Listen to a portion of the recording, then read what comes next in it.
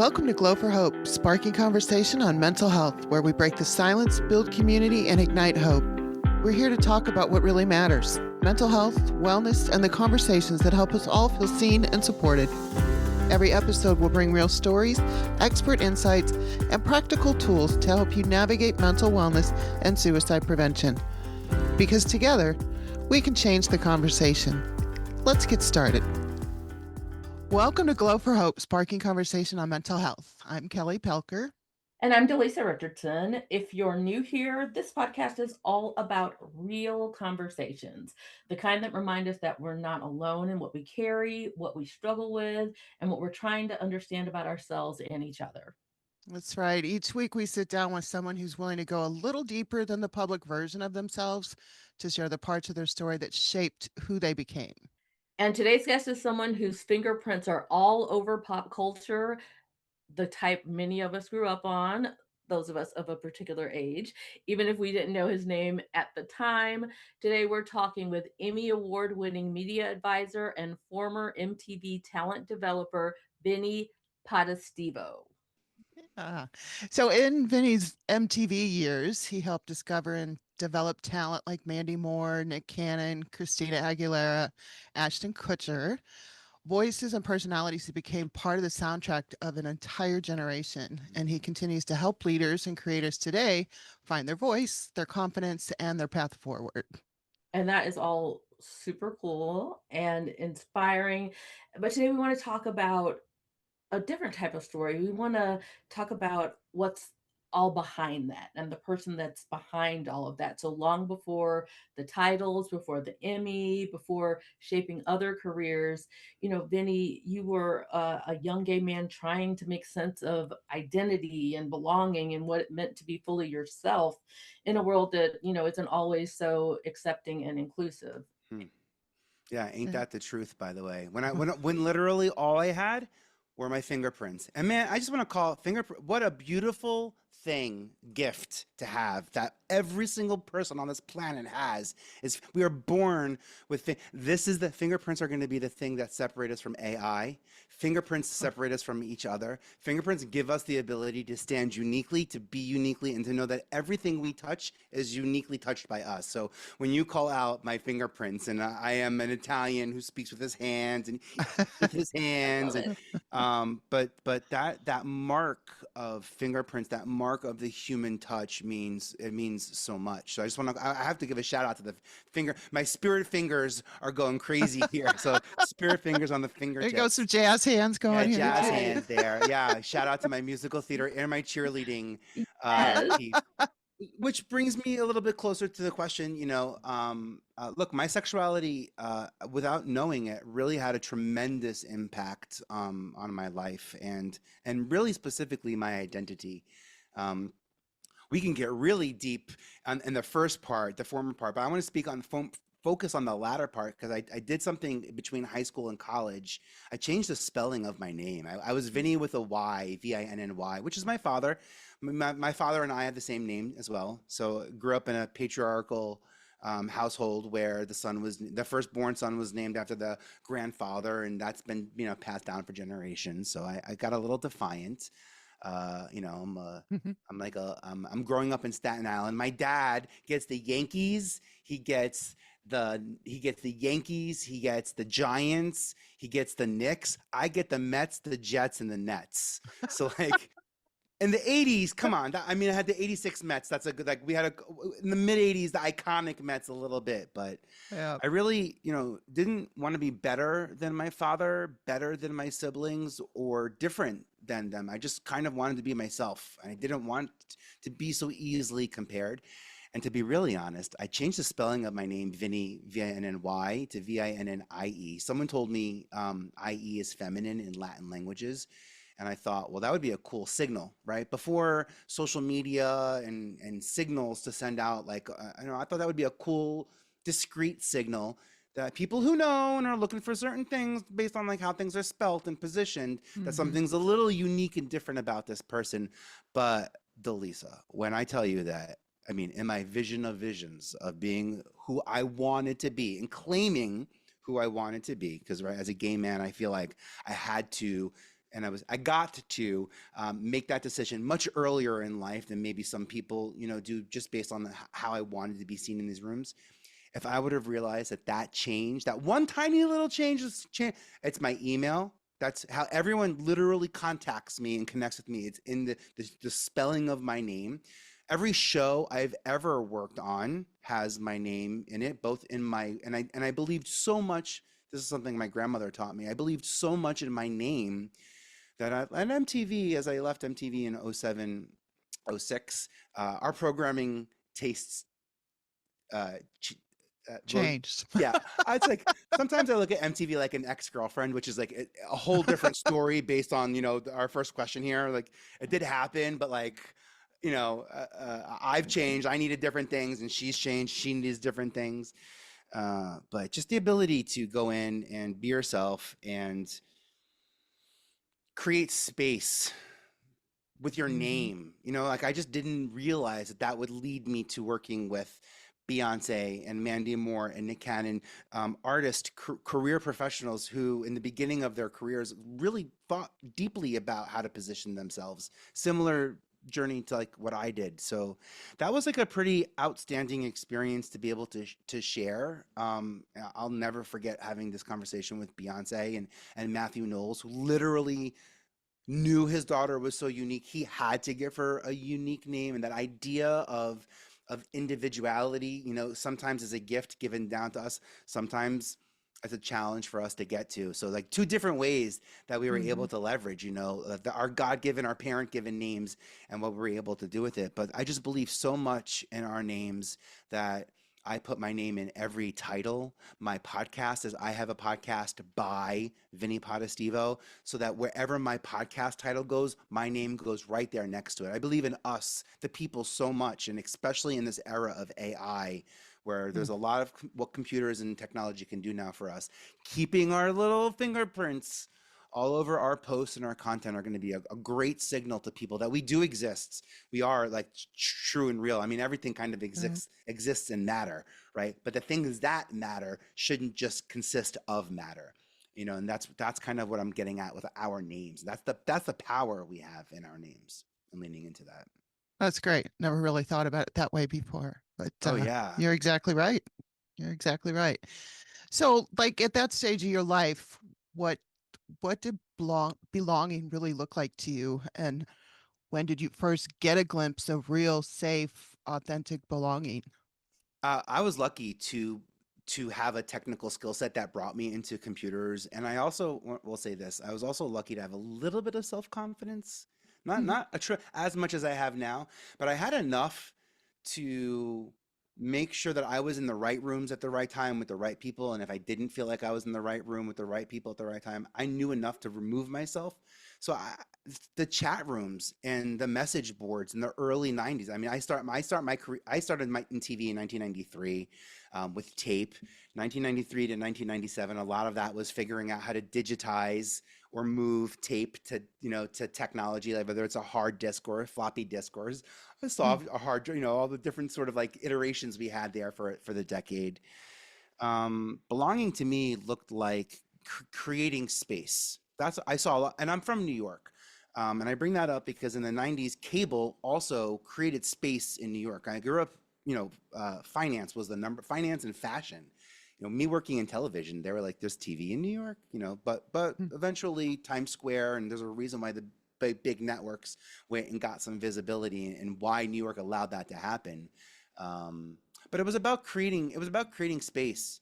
It was about creating space and community and safe spaces. For me, I think as a gay man, being sensitive to the types of clubs that I wanted to be in, but also that I knew I felt safe in, would be an institutional structure, or it could be a social structure.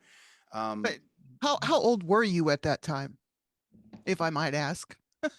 Uh, so when I'm starting to meet people, 18, 19, I think 19. Okay. My first Vinster 19. That was my first AOL official. So that would put me AOL, that takes it right there. Yeah. It was like love at AOL, M for M, NYC rooms, artist M for M rooms. Like man for man, and And there's so many people I connected with back then that are industry pioneers, and we get such a kick out of like, how did we all find it? We were looking for each other. That's what we had in common. Not just happen to be in the right place at the right time. We chose to be in a weird place on the internet, in a safe space where we can create conversations that we couldn't have in Mhm. public.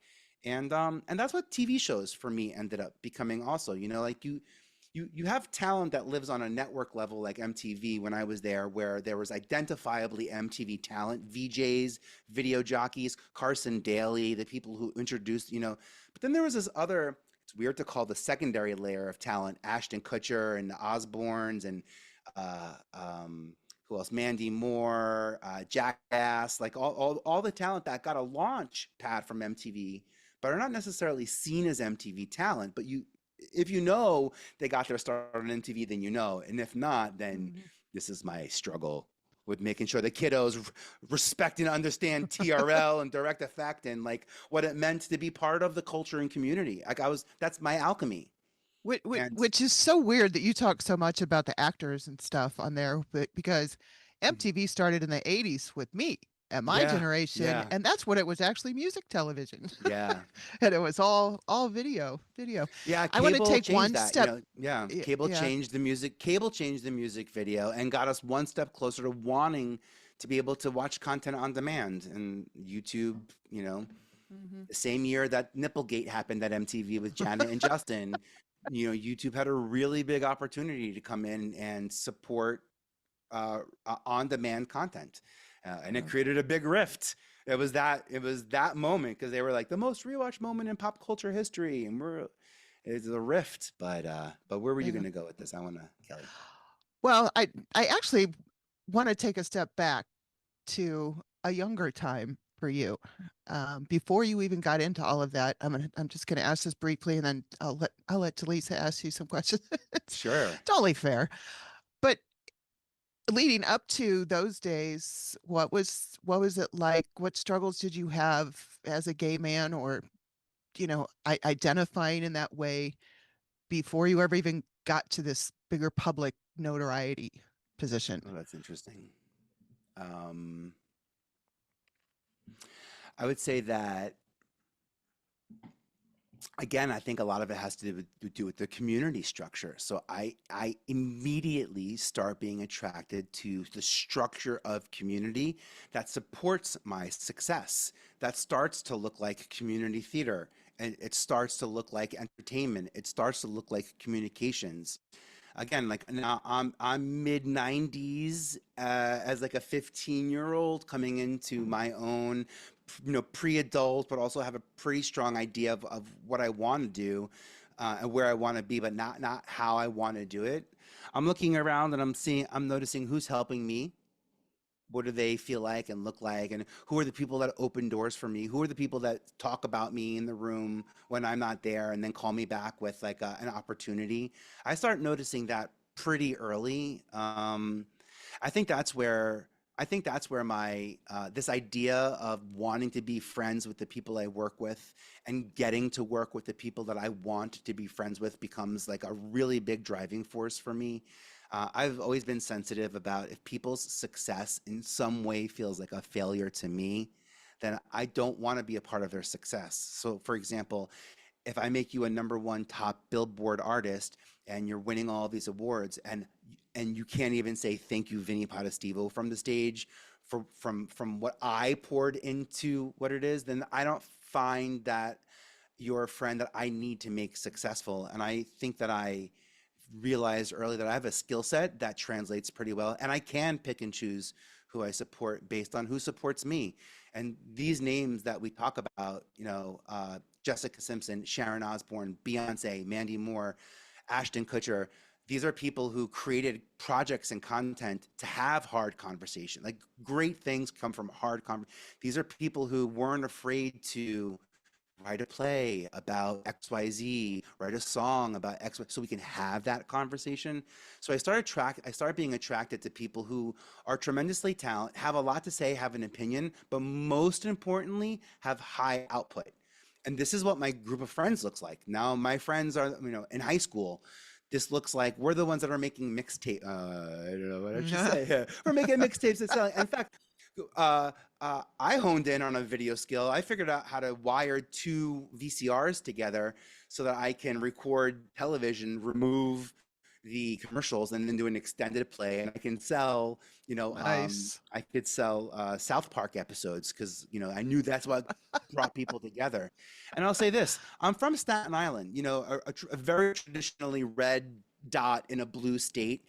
I have, I have, I have a lot of tolerance, and I can be in rooms where I know my presence is not fully accepted or tolerated.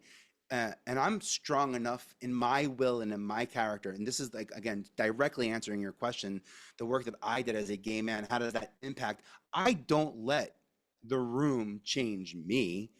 I change the air in the room so that I change the alchemy of the conversation, but I will never no longer go into a room because I feel uncomfortable. I will not let people's energy that I don't know have that control or impact over me. And some Good of for that you. it took a I love that. long time. I Applaud didn't. that. That's not my 20s and 30s. This is Vinny as a mid 40s saying that now. It took a long time because I had a little bit of self-confidence, enough to not ask, am I the person who should be doing this? I had enough to ask, well, who else is going to do it? If you do it quick enough and you do it right, no one's going to ask. And that's literally, but I worked with my friends. I worked with my friends that I could trust, who I knew would show up for me. They weren't going to oversleep. They weren't going to not know their lines or not know their cues. They were going to, in collaboration, this was going to be something we can have successful. And it's because of that collaborative thing that I applied after MTV that I applied for Emmys. I didn't win Emmys at MTV. You have to pay and apply. And if the network doesn't choose you because there's a long list of executives that have been there longer than you, as Kelly points out, MTV was born in the 80s. So a lot of those people were lifers and I got to work with them. But reality TV and pop culture in the mainstream media really started being recognized in the mid 90s. Emmys and some of the bigger awards didn't exist then. So I think it really becomes about like community built and community leaders. And I think that that's why some of these names that I get to drop, who I got to play a small part in the success of their early career, they equally played a small part in the success of mine as well. I think that's why, because they were always building. MTV was never MTV was no one wanted to be on MTV. Everyone wanted to use MTV to get to where they were going. It's very different than how social media is now, where people take a claim on a platform. Most of the talent I worked with wanted to get in, and even Carson Daly, even the people who were supposed to be MTV talent, you know what I mean? Yeah. We're Yeah. quick to move on and forth. But that's momentum of community. MTV had if there was a score for community, it would be 100%. And then our multiple audiences, I mean, you just don't get that level of interest from different groups of people on a single platform anymore. But it's all because of those community leaders. It's all because of these people that we're talking about that could not just be part of the conversation, but sustain the conversation. Right. Yeah. Right.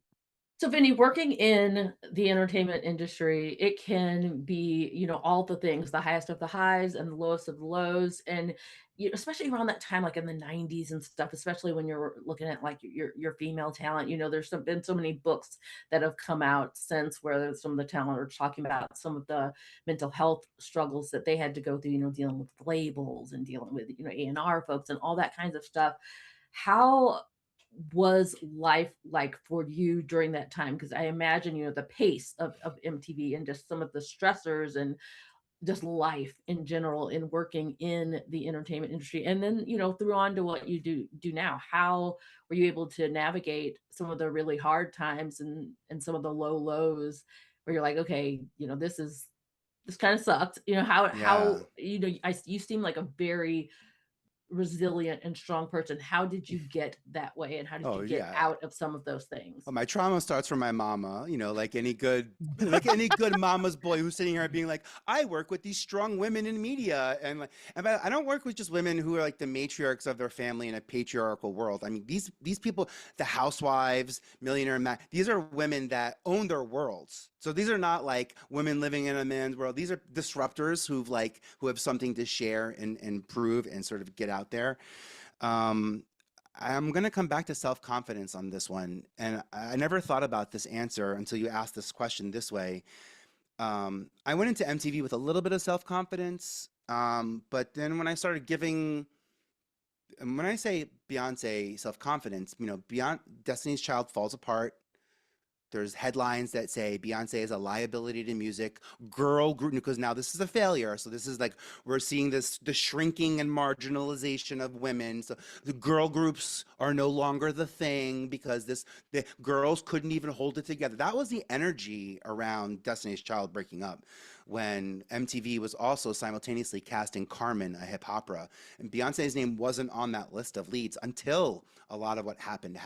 And it was that opportunity to stand up and speak up and be a part of something and show up and be a part of something.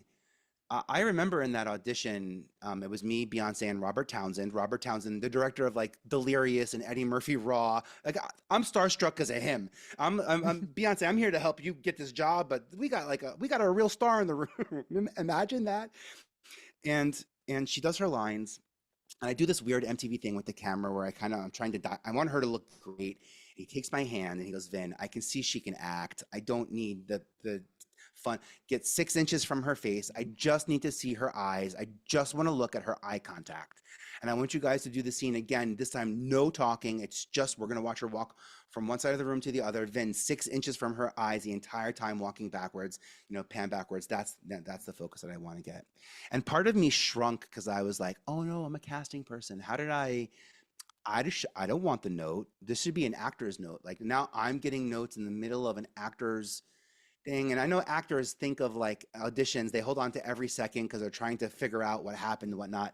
By the way, I tell this story for years. I've told this story. Now I laugh so hard. How did I think that I could disrupt the gigantic energy in this room between Robert Townsend and Beyonce to 0.0001% of their genre of their industries, communicators? They didn't sit there and fine tune and share little tiny notes, and he didn't do a line read, and he didn't tell her what her intention was. He shared a vision, and he shared the vision with a constructive note to me so I could catch up in the room and then let these two great people do what they need to do. They both landed where they needed to land. I got clued in to what was actually happening in the room. But it's that self-confidence that I think I walked into that room with. I'm projecting it to Beyonce. I want her to have that self-confidence. She's giving it right back. And that's what I think. I didn't know that by honing in and really focusing in on a group of people, especially, and I have no problem saying that I worked with my best friends. They didn't start that way, and they didn't all end that way, and they weren't all my best friends because I don't listen to all forms of music. And eventually I got to be at MTV when we were an iteration of all forms of music, not just rock in the 90s, rock and maybe hip hop during certain hours.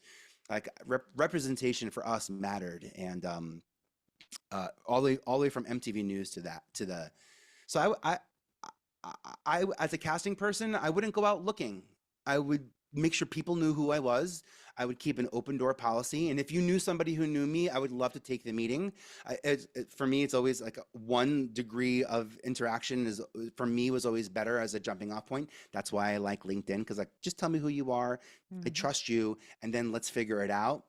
Other platforms you can be a version of yourself. I like LinkedIn because you get to be who you are.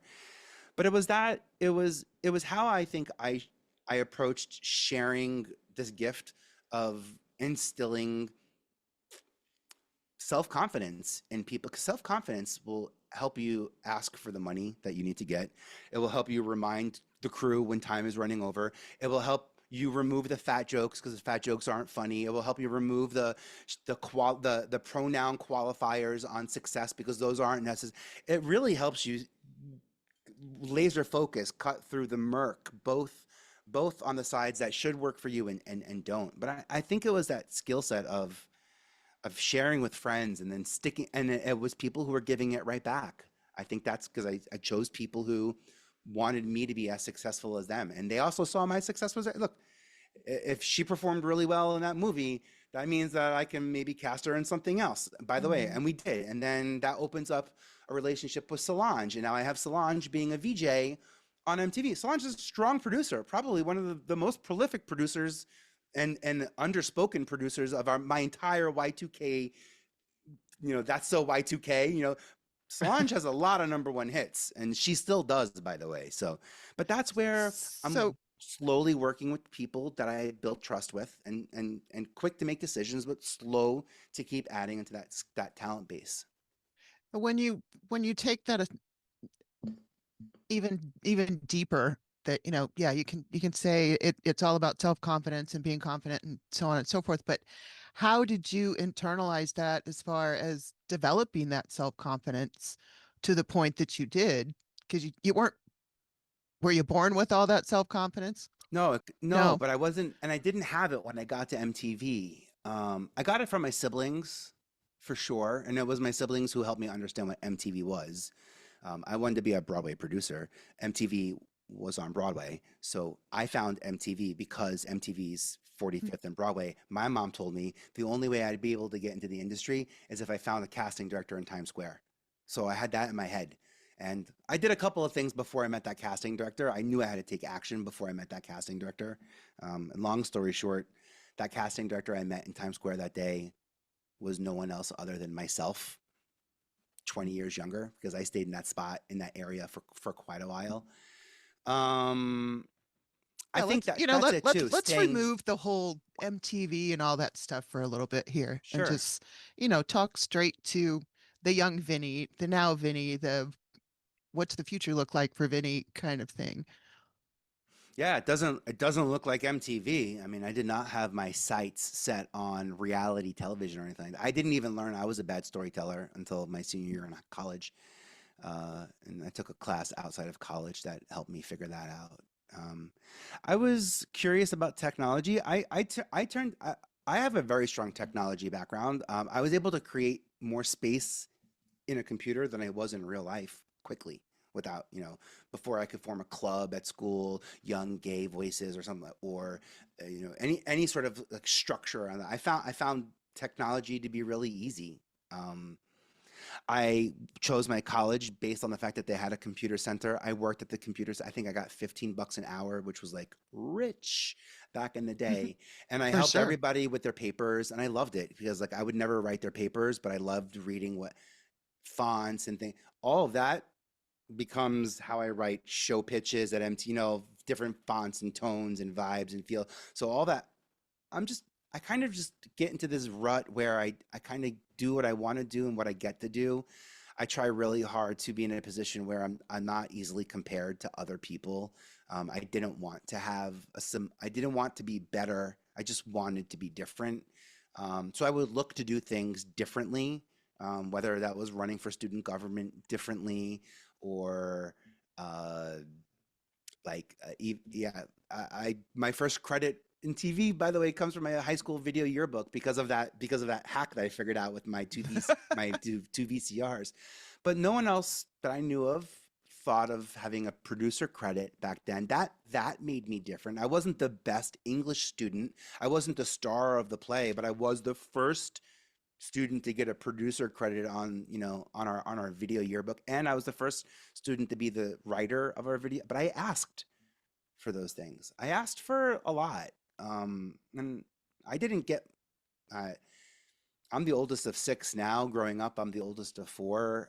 My mom was in rehab for 3 out of the, say, 7 years of my formative life, and my dad tangentially sort of around it. So like my aunts, my uncles, and my grandmother really like raised me. I really watched over my siblings quite a lot too. So I think like part of my survival skill was like be mid so I don't have some highs and lows because I'm a constant and I'm in the front line and I don't mind being in the front line. But it means I don't mind taking the first punch. It also means I'm gonna take the last punch because it's Hmm. my siblings after me. But I think I have that entire energy I mean, Alex Sanfilippo, a podcaster, said to me when he says, "Vin, you sign off on podcasts the best I've ever heard." I'm like, "Oh no, that's not a strategy of mine. What do I say?" He's like, "You say I love you, bye." I'm like, "Well, I usually do to people I'm talking to because it's your space." You know Yes. what I mean? So like even how I show up in podcasts, I choose not to be on television because of the aha gotcha part of it. I've been part of the machine. I know it. And then with all due respect to even the executive producers in the room, nobody in that room has final say in the final cut. It's board members high up above. What we're creating here, you guys own, and I can show up uninhibitedly that way. And this is similar to like what a chat room would have been like for me. And the fact that I can talk candidly now, my hands are moving and my voice is high and pitchy and I've got intonation and I'm not so corporately, checked. This is how I can show up, to be Mhm. honest, because I don't like talking about it so much, but my MTV time, my time at MTV and Bravo, how do I create those reality TV shows? I go into someone's life. I'm literally in constant dialogue with them, and then I remove my voice from the edit, so it's just them. So what you see is them reacting to me. That's the energy they have, but you never hear my voice. You become the audience member because now you think they're talking to you because that's how I literally would have to create my identity to be able to safely remove it. And I think I learned that in high school. Some people will call that code switching. It's exhausting. Even now I'm single and someone's like, "Oh, Vin, we should go out and go meet people." I'm like, "No, no, no," because I'm not ready to figure out who I am yet in that room. And then I have to remind myself, "Yeah, you are. You did the work. You're Vinny, so just show up as Vinny." And Vinny's but okay. it's Vinny's a Yeah. different. good It's dude. different. I didn't learn that. I didn't have that energy. And I know, and even in reality TV, I was not the person who says, "Be yourself." Are you kidding? I, th- Little Vinny would say the exact opposite. Be anyone else other than, be the version of whoever everyone wants you to be, so that that's who they like. That's Right. you want to know a sad thing that I really don't talk too much about. This is I think it's sad that that ended up kind of nicely. I would I would I wouldn't really I never did like a vision board, but I was okay to reframe things. So, in senior year, they came out with all the superlatives, and I think I got like class spirit because I was the first ever like a cheerleader. Anything I can do to be different, right? We've never had a male cheerleader. Okay, I'll be first. Anything to be first on that. But I'm really good at tech and computers, so I took the back then, the Xerox copy that we had, and I just changed the page, and I thought I would be curious, what if I was most popular? What if I was best dressed? I mean, I didn't even have like I couldn't even look in Aeropostale because I was like rich people show there. Like and also I don't know how this all ties in. I'm throwing a lot of pieces out there. So if anyone's listening to this and is triggered by this, please like connect with me. Um, I have a hard time using coupons and gift cards. I grew up in the SNAP system in WIC and had to use, all the poor kids come to the student office to get your free bus ticket now. All the poor kids line up first on lunch so you can use your free lunch ticket. So everybody Everybody knows knows who you are. who's poor. And then usually it's like, and then it just was it just was, and there's a lot of things that are in place now to prevent that from happening. But I think I was on that receiving side of it. But there was also this leadership piece of me that, I'm part of the clubs and I become a president and then I changed the rules because that's what presidents do. Just leave it like that. And make this world a better place, for all of us, because that's my alchemy that I'm, bringing into it as well. But you do need to be a leader and you need to be in leadership positions to make that change. So, there's not a club that I was in high school or college that I didn't ultimately at one point become the president of. Choir, Spanish club, I created the computer social club, my class presidency. Like I was I had to be very active. Otherwise, people that I connected with and felt like looked like me and were similar to me were not treated the same way. And ultimately, I left school a little early because of that. I ran for homecoming king, and the Greeks got together, the Greek fraternities got together, and ultimately, usually there's like a homecoming king and two princes, and a homecoming queen and two princesses. But all the guys dropped out of running, so it was only just one fraternity and me because they didn't want a gay male to win the homecoming royal court.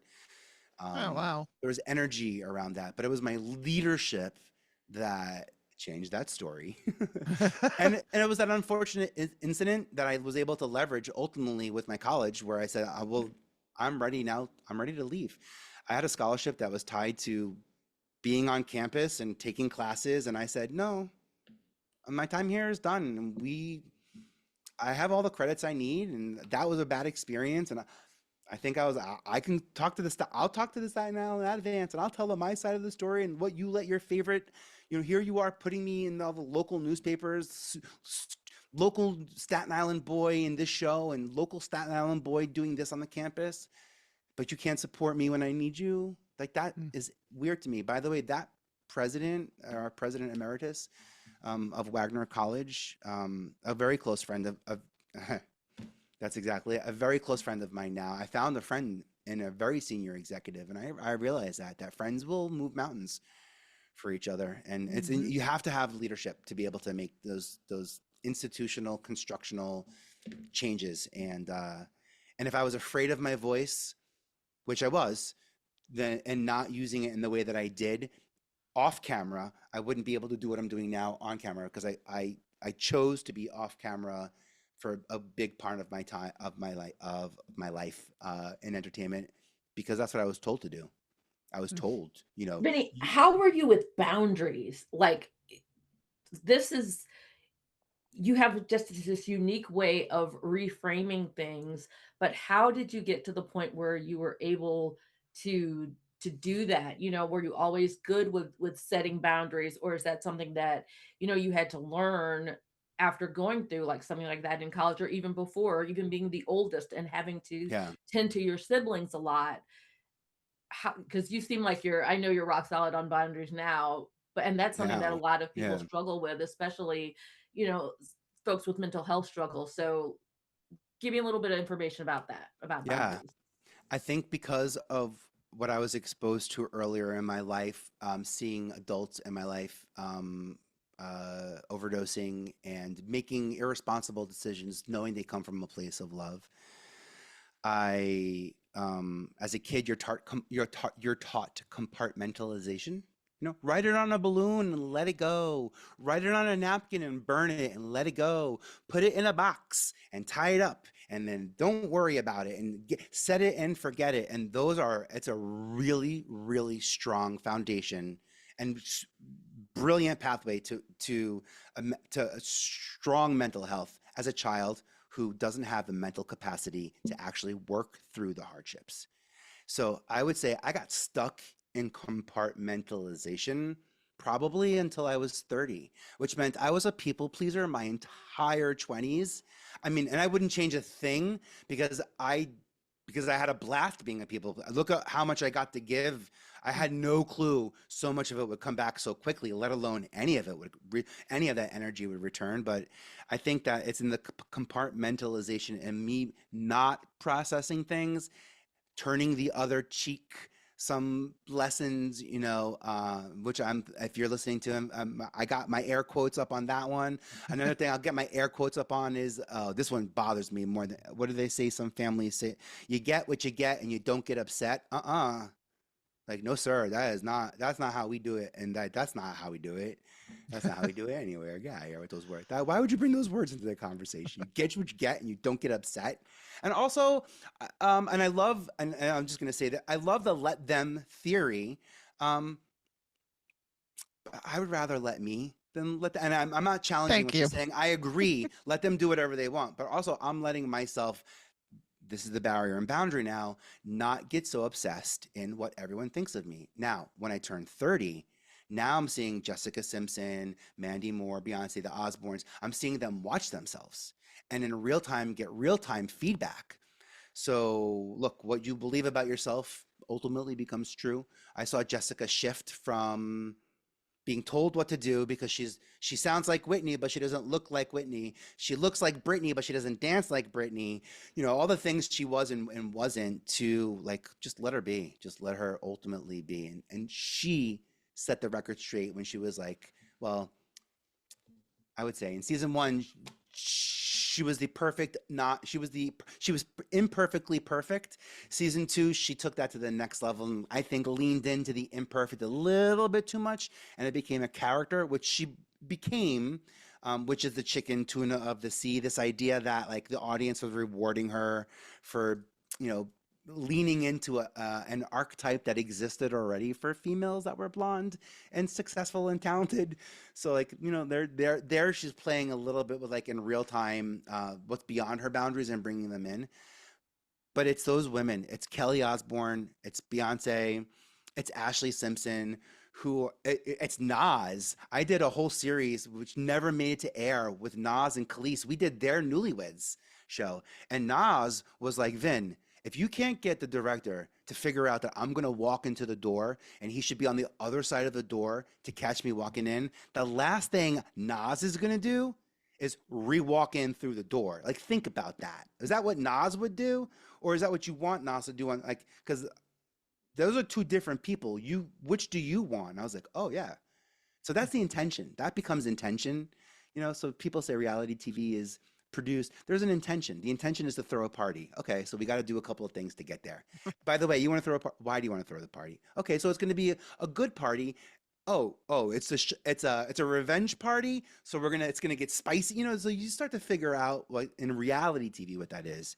But that's how I'm managing as little Vinny my relationships with the adults, in my life too. Because now I've got multiple parent units looking after me and my siblings, leaning That's in, leaning into the version that I think they want me to be, because I'm just trying to be super mid, right in the middle of the highs and lows.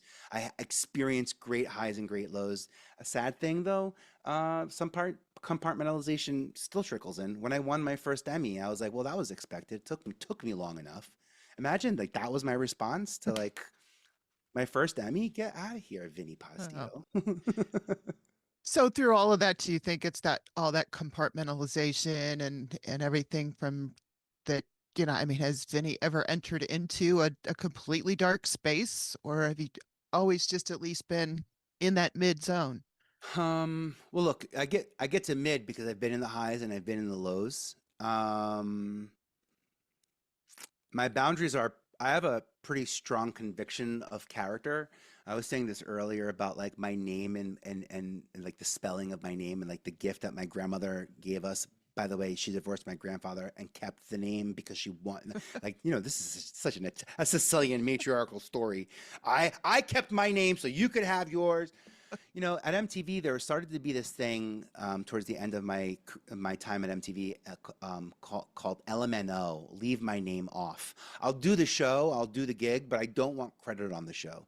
There's a couple of people we didn't talk about, and we don't have to, I don't want to, that we shouldn't even mention their names, that were big players and celebrities at MTV in the time that made it very challenging for women and gay men, specifically in media, based on his ability to have power in music and videos. And so my compartmentalization comes into play when I'm now able to work on 5 different networks: MTV, MTV2, MTV3, MTV Film, MTV.com, and then we're taking MTV as a American brand, and we're gonna globalize it with local culture, because music videos are local, but with a global brand. So like that to me is compartmentalization. That I'm like literally Johnny Knoxville, blah blah blah blah blah blah blah. Hi, Mandy Moore. Yes, we'd like to do the next is, all the different sort of like iterations of that, and it's clean, and those universes are unsullied, and I'm not quick to try to mush them all together because they all are part of the same ingredient. I don't want them to be the same dish. I need them to be, standalone and different. So I think that's where that compartmentalization comes into play, is my ability to, to hone in and focus, but that's also how I'm able to tolerate tough conversations. And look, sometimes on reality shows you need villains. Like, yeah, I'll make you look great, but I can also make you look like yourself. People would say, "You're gonna make me look like Snooki," and I'm like, "Well, what are you not telling me? What are you? You're not telling me something if you think that I'm going to be able to." And I didn't work on Jersey Shore, but that's a good example of a project where LMNO. There's certain shows that came up in '06, '07 where I was like, why? Just because now she could be bisexual, now it's an interesting dating show. I think that's kind of icky. Or why do we have to have a character in a certain show for a certain punchline? I think that's kind of icky. There's one casting that I threw off, and it's just connected to the one guy, and I've already alluded to who it is. I just don't want to say his name or give him credit, but y'all know who I'm talking about, maybe. I know that Delisa is not in her head hard yes on that one, but like there was a real weird call out for certain types of people. It was hard at MTV to get gay people, gay identifying people on that air. Other than Real World, it was really difficult. And even through Real World, a lot of the stories of the people who were on air are so edited that it's unfortunate because there's such a nuance in the gay community that allows us to be different versus all of us being the same. And on that show, I feel like a lot of us felt like we were all the same. I had this conversation with Karamo, even, who kind of like got on the Real World and then realized this is a little more sensational than I need to be. I'm gonna be mid and sus of production, but I'm gonna be myself beyond that. And Karamo's a good example of like someone who could have been a huge reality MTV star from the Real World, chose to have decorum and character, which doesn't necessarily make it to the final cut. But look at where decorum and character get you now, right? Well, what gets you over that finish line? So That's where working in, oh, that's I'm no, sorry. that's the compartmentalization in effect, that those small pieces together. And working in that kind of environment, do you sleep? Oh Because yeah. all these how do you keep like that work life balance, because you've got so much going on, and we know the entertainment industry is just going go go go go go when you're in production and all of that. How do you balance that for your mental health so that you are solid, and you stay mid in an industry Yeah. that can just kind of take you wild, and if you're not girded up, can really just Yeah. spit you out. I'm And you've done a complete change of scenery too from the New York life. Yeah, but it's my day informs my night. The input dictates the output, right? So like my time at MTV, yeah, I'm out Monday through Thursday, the good nights to go out when the clubs have good music. By the way, I look like a fool because I only know the clean MTV lyrics.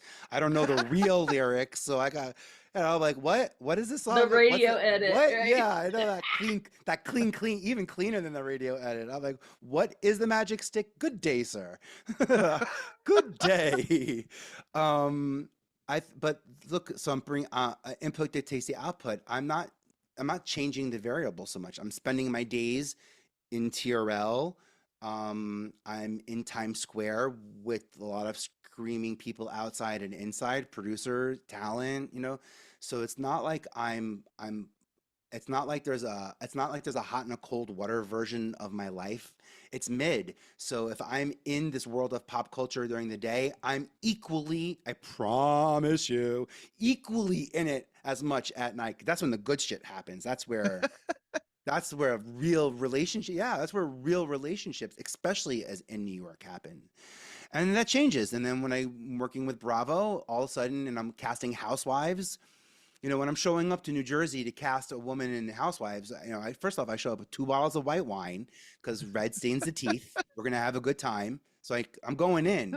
I also know she's going to probably order from her favorite restaurant, which I'm probably coming home with leftovers, by the way. But I invite that into my life. I accept that part. I think I left the services side of casting in 2017 because I no longer felt like reality television was helping every single person that I was able to cast. And I didn't feel like the casts were as important to the franchises as they were to the episodes.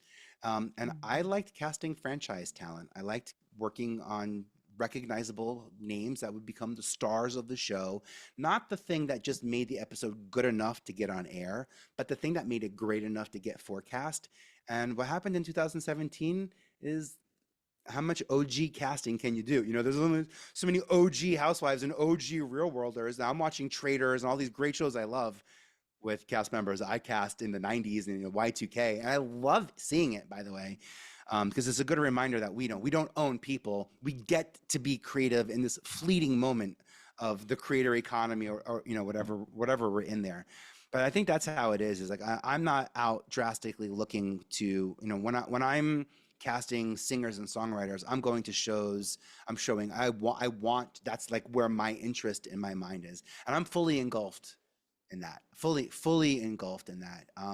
And that's where leave my name off is hard for me, because if I'm not into something, um, you asked a great question, and about burn. I I don't know if I burn out. I just get really bad. Like burnout to me means you can't produce anymore. I'm worse than that. I can still show up and make bad crap. That's to me even worse than burning. At least burnout's like I can't talk. No, this is like just bad content that I'm. So I have to be mindful of that. But it's surrounding myself, throwing myself in, and I do that vulnerably. That's where my visibility comes from, in being vulnerable.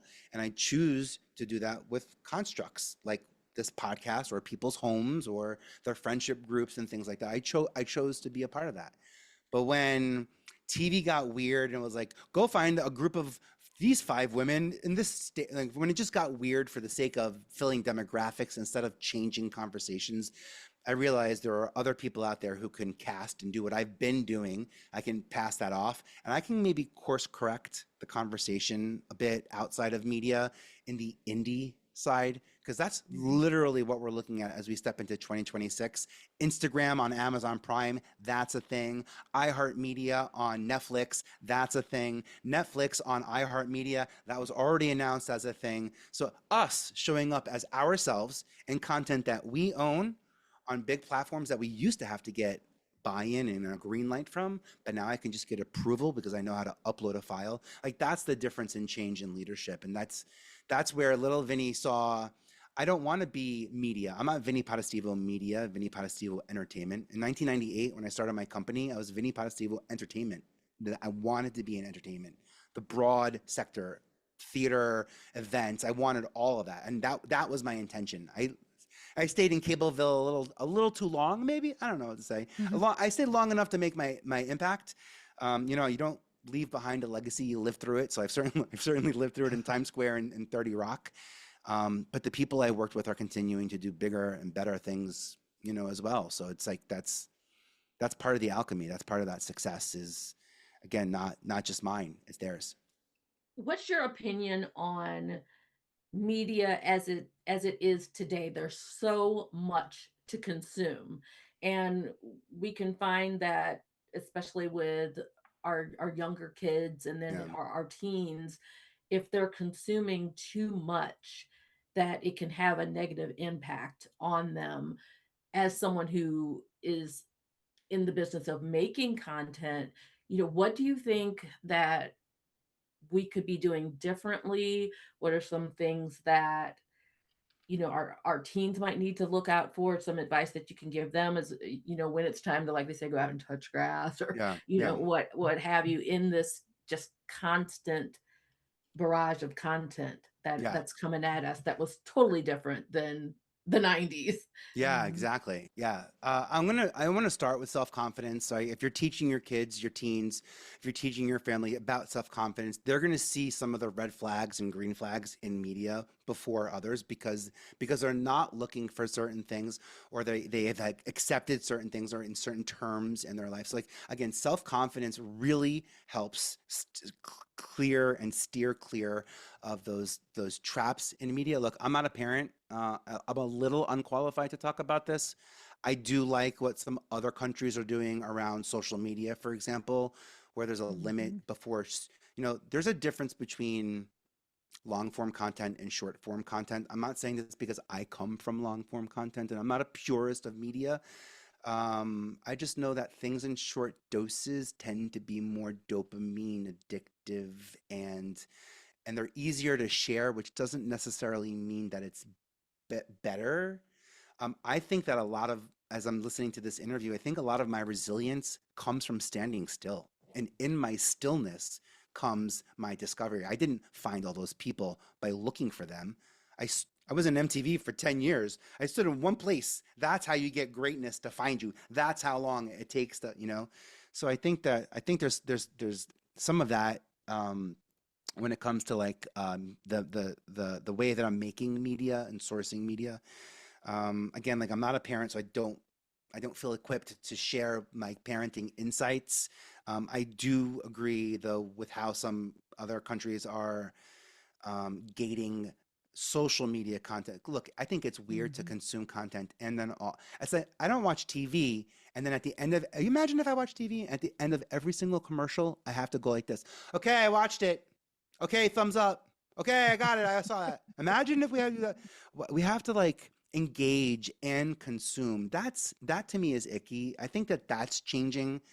I think social media became other media very quickly because it was people who necessarily wanted to get things in mainstream media and they didn't have the ability or access to be able. So, social media started from a content place in a sort of with a weird barrier of entry to the more global. I think as that shifts, I think that as my watch time on an Instagram post signals a like, or as we get away from needing to physically write and engage and tap and do all the tactile things that we do in social media, I think if we could remove the conversation from the consumption, so the conversation is action and not support of consumption. I think that's where it starts to change. And we're seeing it now already with the names that I just dropped, the platforms that are already starting to share media types and content in unique ways. The way that we consume content outside of television, we were just trained very differently than how we were. It's okay to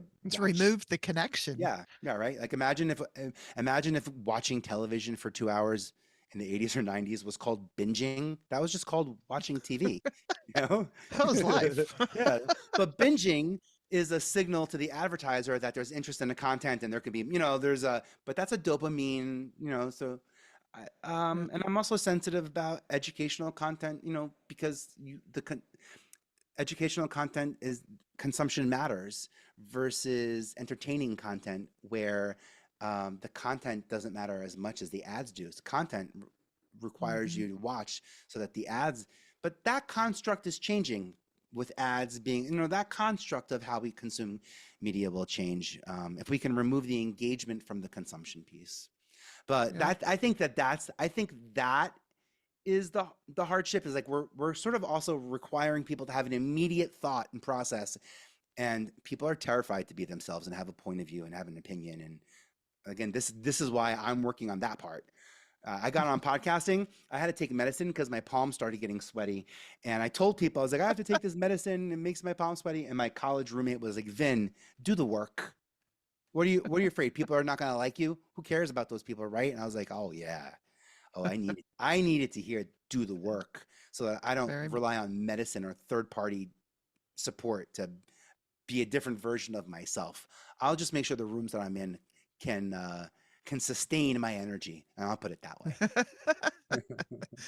Well, Vinny, I know you need to get going here, but you've mentioned your podcast. How can people kind of connect with you and follow your journey going forward? Oh, I appreciate that. Yeah, I have a podcast.com. If you have a podcast or a favorite podcast, I write about podcasters, like the people behind the podcast, because for Well, some hello. reason, people put themselves behind their podcast. It's bonkers to me. So I'm gonna write an article about you, not your podcast. So I have a podcast, come. I'd love to support you in however I can. I did talk a lot about how to stand out. I do have a visibility gift I'd love to give at vpe.tv/gift, and we'll make sure that that link is in the show notes here. Yeah, If you're sure. looking to win awards, if you're looking to get paid as a creator, if you're looking for unique visibility ways to stand out, to show up in search, to be under the nose of the people who are looking for you, I put some awesome documents together there that that I use in my day-to-day, searches that I just found so useful, and none of them require a single penny. It's just all about access to information. So I want to get that information out there. That's great. That's great. One last question before we let you go, that, for anybody listening who feels like they're hiding parts of themselves and they're still trying to figure out where they fit, what do you want them to know? That's okay.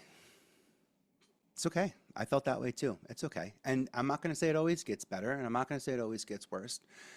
Sometimes I document. I don't create content to put it on social media. I document my life. When I have something to say, I go into my phone and I find a video or a photo that supports it based on like something I've already lived through. And then I have like a real organic moment that I can connect to, a message. So I've disconnected this need to be present, tell a story presently, create presently, publish presently, all that pressure to be so right in the moment, and just to delineate that so that I can be steadfast in who I am, so that my character does take me into the rooms that I belong into and not into the rooms that I don't belong into. And I have the emotional capacity, the ability to truly believe if I can make a difference or not in that room or not before I get into that room. But I think it's okay. It's okay to, in fact, you know what? Congratulations on not being like everybody else.